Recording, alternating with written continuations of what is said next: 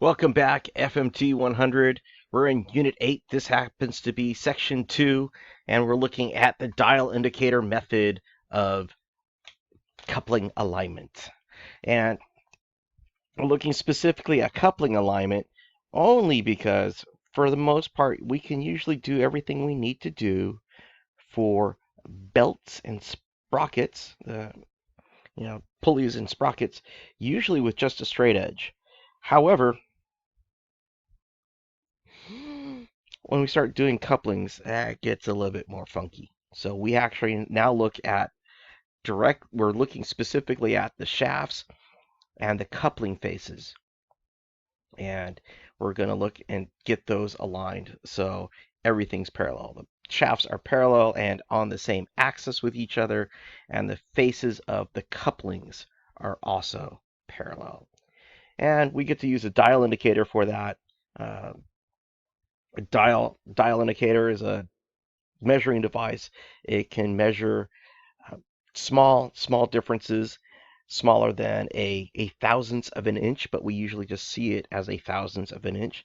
The most common dial indicator happens to be the round face dial indicator, and there's several different types of it. We got a video that I'm kind of turning into a lab, and it will go over dial indicators. And so I'm not going to bore you with it too much. I'm going to let you watch that video for lab, and we'll go there. And what's nice is the lab. Well, excuse me. We'll also go over the two methods of alignment. So we're looking at rim alignment and face alignment.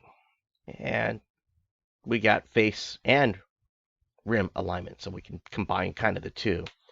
So the rim alignment is we're just looking at the rim, and we're trying to get the rims so they're parallel as well as on the same plane and whatnot. Face alignment is we're making sure the face of each coupling is parallel to each other, and the center of our coupling, the centers of our couplings are also on the same plane, meaning our shafts, center line of our shafts are on the same axis, on the same plane.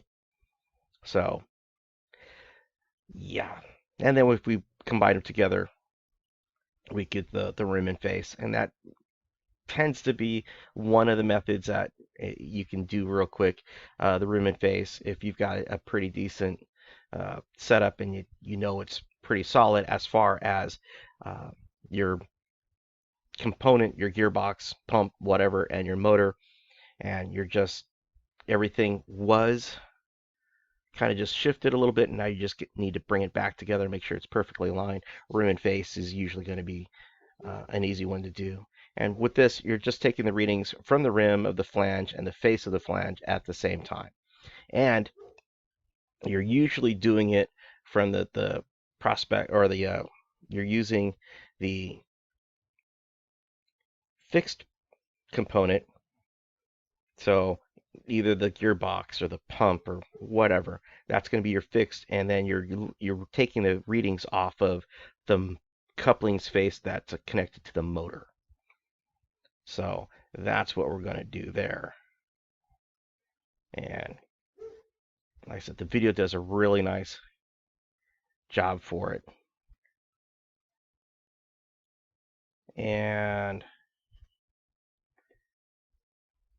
wow, all my notes are off. Bummer. So I'm going to shut up. You saw the next one. That's going to be the reverse dial indicator. That one's a little bit more fun and a lot more involved, but it can be fun, and it's a good one to use. Well, I'll explain when we get over there.